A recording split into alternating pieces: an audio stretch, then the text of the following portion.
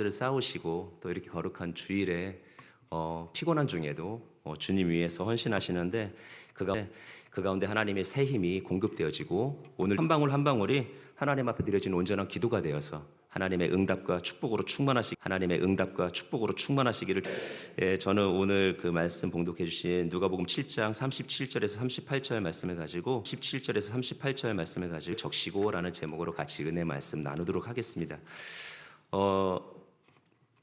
핵심은 그겁니다.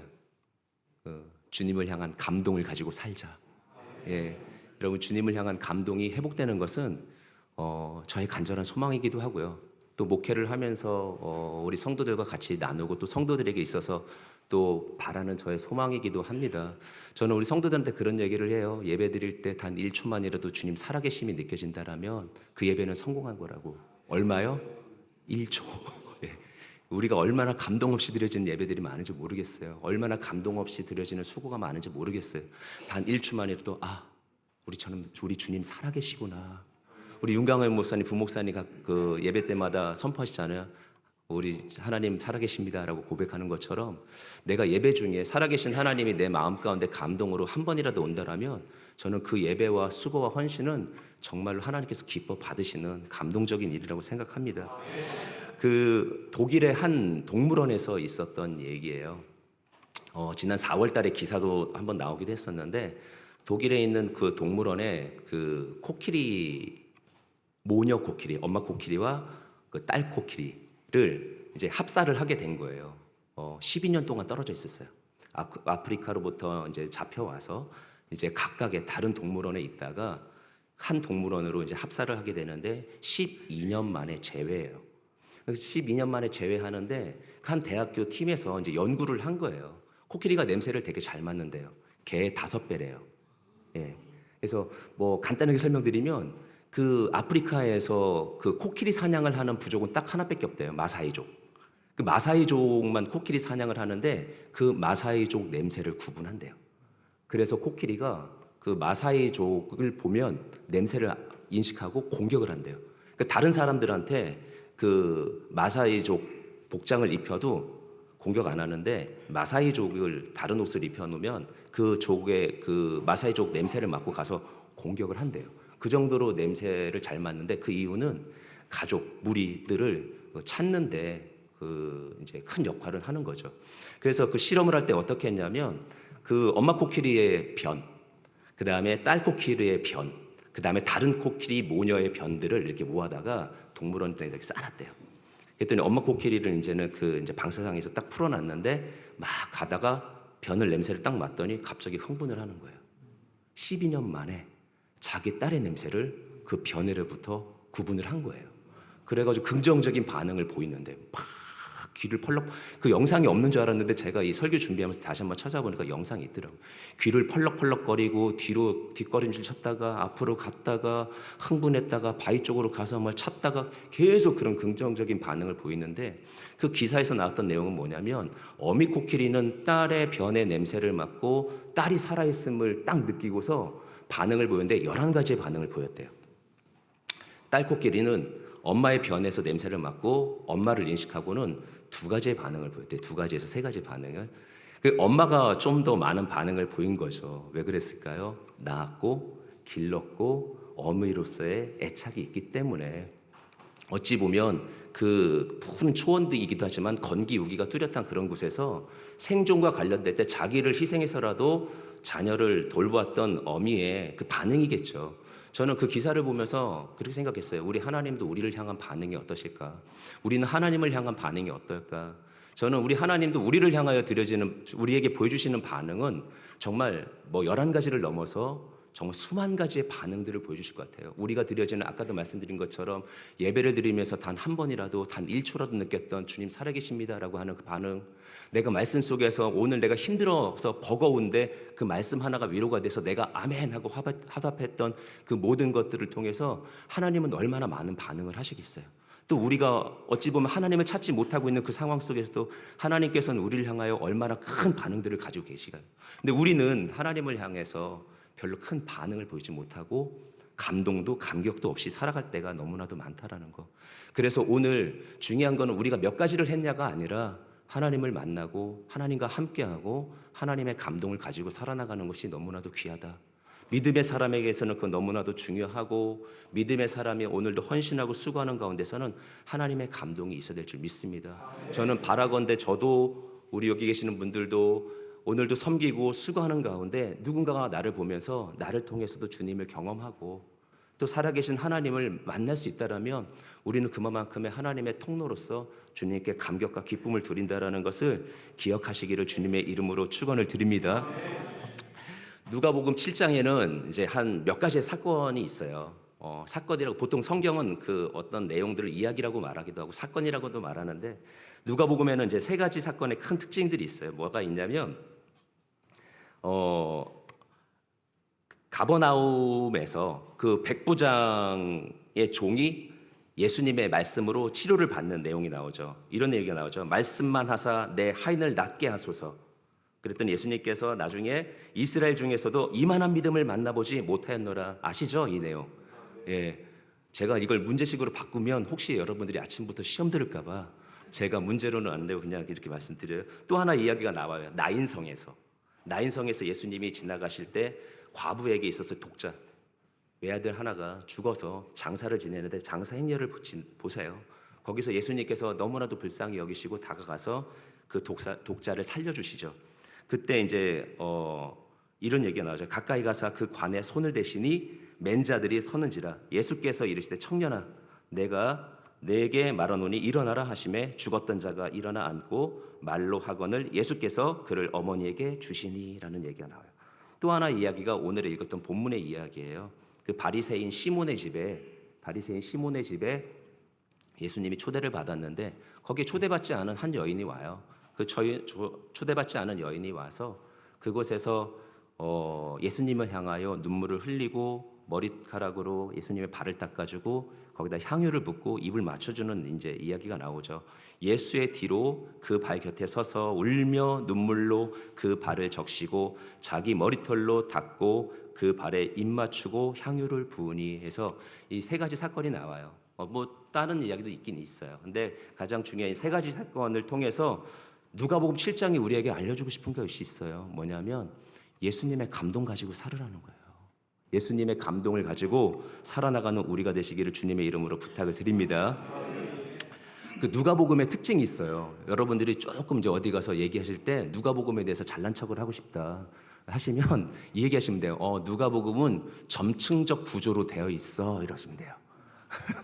무슨 구조로 되어 있다고요? 점층적 구조로 되어 있다. 이게 뭐냐면 점점 깊이를 더해가고 점점 넓어지고 이야기마다 그렇게 해서 자꾸 깊이를 더하거나 몇 번을 거쳐서 단계를 거쳐요. 이게 누가복음의 특징이에요. 그러면 제가 좀 아까 말씀드렸던 그 백부장의 종의 치료를 받고 그 다음에 과부의 아들이 살아나고 또 이 여인의 그 예수님께 향유를 부었던 이 이야기도 점층적 구조가 있겠죠, 당연히.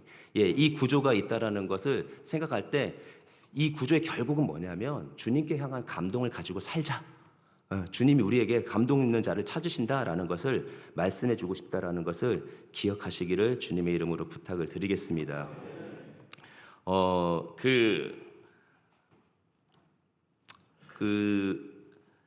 종이 귀하겠어요? 아들이 귀하겠어요? 네. 종만 못한 아들들을 키우세요? 저도 간혹 가다가 우리 둘째 놈은 진짜 그런 종만 못한 짓을 할 때가 있긴 있는데 그래도 아들은 아들이죠. 예. 백부장의 종보다는 그 과부의 아들이 더 소중하죠. 근데 예수님은 그 종보다 아들보다 더 소중한 사람이 있다라는 걸 얘기해요. 그 여인이 소중하다고 얘기를 해요. 왜냐하면 그 여인은 예수님 앞에 가서 눈물을 흘릴 줄 아는 자였기 때문에 그래요. 이 누가복음 7장의 구조는 그래요. 종 소중할 수 있어. 근데 아들이 더 소중해. 아들 소중할 수 있어. 그런데 주님 앞에 나와서 눈물을 흘린 자가 더 소중해라는 것을 성경은 얘기해주고 왜 얘기하겠어요? 우리로 하여금 교훈을 얻으라고. 그래서 우리는 누가 더 소중한가 했을 때 우리의 사람의 기준으로 보는 것이 아니라 예수님의 기준으로 봤을 땐 주님 앞에 나와 감동하고 감격하고 눈물을 흘릴 수 있는 사람을 예수님께서 소중히 여긴다라는 것을 기억하시기를 주님의 이름으로 부탁을 드립니다. 이 여인은 이름이 없어요. 여기서는 그냥 이름이 뭐냐면 죄를 지은 한 여자예요. 죄를 지은 한 여자. 근데 이 여인은 이전에 예수님을 만나고 죄 사함을 한번 받았어요. 근데 그 감동이 너무나도 커서 초대받지 않은 바리새인의 집에 찾아가요. 그리고 예수님 앞에 마땅히 갔음에도 불구하고 뒤로 들어가요. 그 발밑으로 해서 발 뒤쪽으로 해서 비스듬히 누워 계시는 예수님 곁에 가가지고 거기 갔는데 갑자기 감정이 복받쳐 오는 거죠. 내가 옛날에 죄인으로 살았고 아직도 내 이름은 죄가 많은 여자라고 사람들이 알고 있는데 저분은 나를 그렇게 여기지 않고 죄를 용서해 주셨어라는 그 감격이 다시 한번 올라오는 거예요. 그래서 향유도 준비해서 갔는데 눈물부터 나는 거예요. 그 눈물을 흘렸는데 예수님의 발에 떨어지는데 이게 어찌 보면 천한 여인의 그 눈물이 예수님의 발에 떨어졌다는 그 자체가 너무나도 부끄럽고 해서는 안 될 일인데 당장 닦을 게 없으니까 뭐로 닦았어요? 자기 머리카락으로 닦는 거예요. 그리고 거기에 향유를 붓게 되죠. 이 여인은 먼저 예수님을 그렇게 만났던 사람인데 상대적으로 보세요. 누구네 집이었습니까? 바리새인 시몬의 집이었어요. 나중에 예수님 바리새인 시몬을 꾸짖으세요. 근데 가장 큰 꾸짖음이 뭐냐면 예수님을 알아보지 못한 거예요. 오늘 성경은 점층적으로 누가복음을 얘기할 때 뭐라고 그러냐면 그 백부장의 종이 죽었어요, 안 죽었어요? 예, 죽을 병에 걸렸었대요. 근데 죽지 않았어요. 그런데 또 그 과부에게 있어서 한 아들은 어떻게 됐었어요? 죽었어요. 예, 누군가는 죽을 병에 걸렸지만 죽지 않았고 누군가는 죽었어요. 근데 지금 또 한 명을 얘기하는데 바리새인 시몬을 얘기하는데 뭐냐면 이 사람은 예수님을 알아보지 못하고 예수님께 대한 감동이 없는 거예요. 그 영혼이 죽은 거예요. 우리가 그래서 주님을 믿는다 하면서 주님을 향한 감동이 없거나 예수님이 내 삶 속에서 합력하여 선을 이루고자 내 곁에 계신데도 불구하고 내가 주님을 알아보지 못한다. 그러면 내 영혼이 오늘 고장난 거예요. 그 어떤 청년이 그 자기 친구랑 극장에 가서 이제는 영화를 보는데 급하게 신호가 온 거예요. 막 급하게 신호가 와서 이제 안절부절 못하다가 도저히 이러다가 쌀 것 같아. 그래가지고 이제 가서 이제 큰 일을 보고 시원하게 와가지고 딱 자기 친구한테 그런 거죠. 야, 내 진짜 왕창 쌌다. 나 몇 킬로를 싼 것 같아. 그러더니 그 옆에 있는 분이 그런 거죠. 수고하셨습니다. 딱 보니까 친구가 아니야. 다른 사람이야. 어떤 아저씨의 귀에다 대고서 얘기한 거야. 자기 똥 싸고 왔다고. 예. 극장에서 보이지 않으니까 그런 실수를 하는 거죠. 예. 세상에서 우리가 무언가 안 보일 때 사람의 실수는 할 수 있어요. 그런데 우리가 이 땅 가운데 살아가면서 예수님을 구별하지 못하고 예수님에 대한 감동이 없다라면 그 영혼은 반드시 하나님 안에서 다시 한번 감동의 자리로 회복돼서 들어가야 될 줄 믿습니다. 그래서 우리가 해야 될 게 뭐냐면 눈물이 회복돼야 돼요. 우리가 예수님에 대한 눈물이 회복되기를 주님의 이름으로 부탁을 드립니다. 물론 여기 남성분들이 훨씬 많이 계셔서 남성분들 감동이 얼마나 와서 또 우는지는 모르겠지만 우리 주님을 향해서 반드시 우려될 것은 아니지만 그래도 예수님을 향해서 우리가 감격과 감사. 왜요? 죽을 자리에서 살려주셨고 전 여러분들 대단하신 것 같아요. 사실 봉사한다라는 것은 쉬운 일이 아니에요. 예. 봉사한다라는 것은 굉장히 오랜 결단이 있어서 가능한 일들인데 내가 예수님 믿고 그 사랑이 감격스러워서 어찌든 간에 그 사랑을 다시 한번 나누기 위해서 결단했을 때 여러분들의 모습은 굉장히 귀한 모습이고요. 이런 모습 속에서 우리는 또 하나의 하나님을 향한 예수님을 향한 감동은 반드시 회복되고 가야 된다는 것을 기억하시기를 주님의 이름으로 축원을 드립니다. 저는 예수님 앞에 나가서 예수님 발에다 향유를 부었을 때 그 향유의 냄새가 얼마나 진동하겠어요. 네. 근데 예수님께서는 더 향기로운 게 있었어요. 뭐냐면 감동으로 흘린 그 여인의 눈물이 훨씬 더 향기로웠겠죠. 오늘도 여러분들이 가지고 있는 그 감동은 지극히 작은 어떤 한 감동이고 잠깐 스쳐가는 감격일지라도 우리 하나님은 그것을 기억하게 될 줄 믿습니다. 여러분 저는 그런 얘기 많이 해요. 뭐냐면 예배 때 감동받고 감격받고 은혜 받아요. 그렇죠. 은혜 안 받고서 이 자리까지 온 사람은 아무도 없을 거라고 믿어요. 예배 드릴 때 감동과 감격을 받아요. 그리고 그 감격을 어느 순간에 잊어버려요. 그런데 중요한 거 하나, 하나님은 그것을 잊어요? 절대 잊어버리지 않는다라는 거예요. 여러분들이 어느 순간에 스쳐 지나가는 말이라도 내 말 같아서 아멘으로 받아들였고 또 이 말은 나한테 주신 말씀이야 라고 내 말하고 기억하고 아마 올 초에도 그랬을 거예요. 당회장 목사님이 송구영신 예배 때, 신년 축복 예배 드릴 때 우리들에게 해주셨던 말씀들, 그걸 가지고 내가 한 해를 살아가겠다라고 막 썼지만 어느 시간이 지나면 우리 머릿속에선 지워지고 기억도 없어요.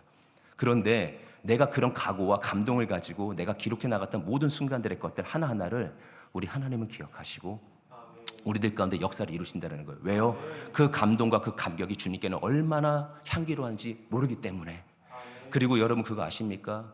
그 여인이 흘렸던 그 눈물 하나가 예수님한테는 오히려 위로를 주시는 분이 위로를 받을 수 있다는 거예요. 많은 사람들로부터 인정받지 못하고 많은 사람들로부터 엉뚱한 요구사항들을 받고 뭔가를 하나님의 나라를 알려줌에도 불구하고 먹는 것에 입는 것에 집착하고 있는 사람들을 보고 또 죽이려고 배척하는 사람들을 이미 알고 있을 때 주님의 마음은 얼마나 힘들었겠어요. 그런데 어디로부터 위로를 받아요? 물론 하나님으로부터, 아버지 하나님으로부터 위로도 받겠지만 가장 큰 위로는 주님 앞에서 눈물을 흘린 사람 때문에 위로를 받을 수 있다는 거.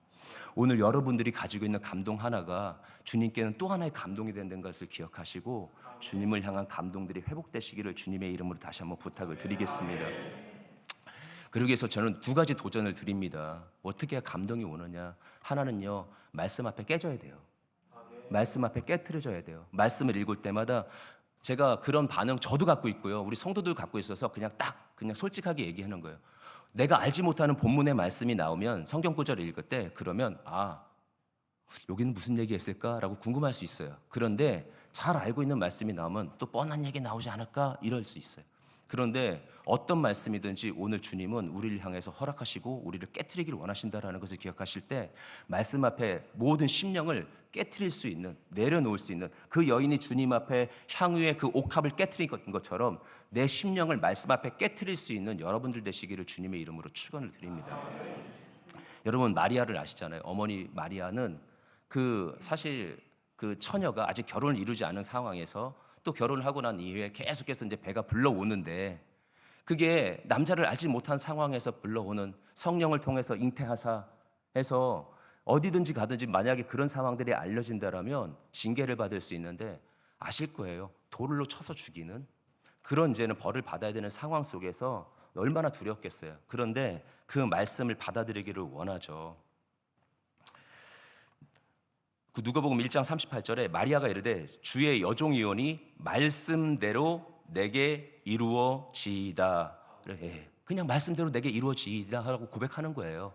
그 고백 하나가 오늘 그 여인으로 하여금 심령을 깨트리게 하고 그 깨진 심령을 통해서 하나님의 놀라운 역사가 임했던 것처럼 오늘 우리에게 허락하시는 말씀 하나하나에 내 심령을 깨트리고 나를 그 말씀에 맞추고 나를 다시 한번 조정해 나갈 때 하나님의 놀라운 역사들이 충만하게 임하게 될 줄 믿습니다. 그래서 하나의 부탁은 말씀 앞에 우리를 깨트리는 거고요. 두 번째는요, 형제를 함부로 판단하지 말아야 된다라는 거예요. 여러분 예수님이 초대받았던 그 바리새인 시몬의 집에서 어떤 여인은 눈물을 흘리고 있지만 누군가는 거기에 대해서 예수님을 구별하지 못하고 예수님을 알지 못하고 그냥 껍데기 예수님만 알고 있고 진정으로 알지 못하는 그런 상황의 문제뿐만 아니라 그는 거기서 판단하고 있죠.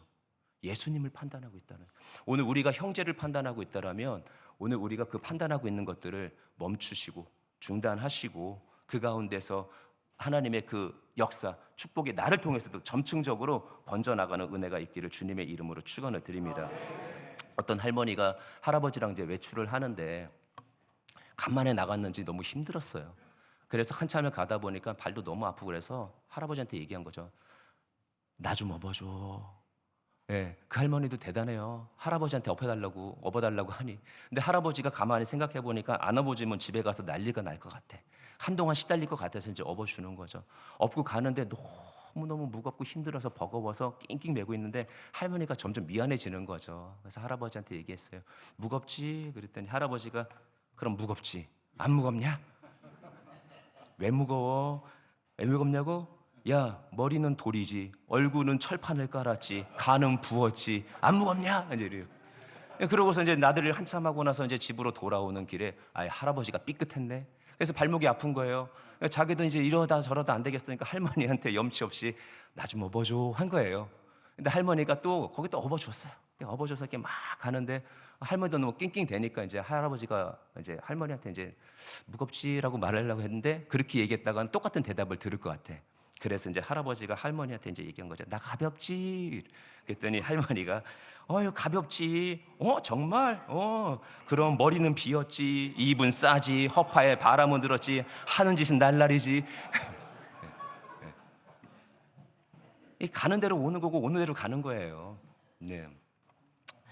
우리가 누군가를 함부로 판단했을 때 나한테 돌아오는 건 똑같은 것 같아요. 그런데 오늘 주님의 사랑 가지고 또 주님의 은혜 가지고 주님의 감동 가지고 누구를 판단하는 것이 아니라 그 감동이 번져 나가기를 원한다라면 하나님께서 우리를 통하여 또 하나의 감동과 감격을 허락하실 줄 믿습니다.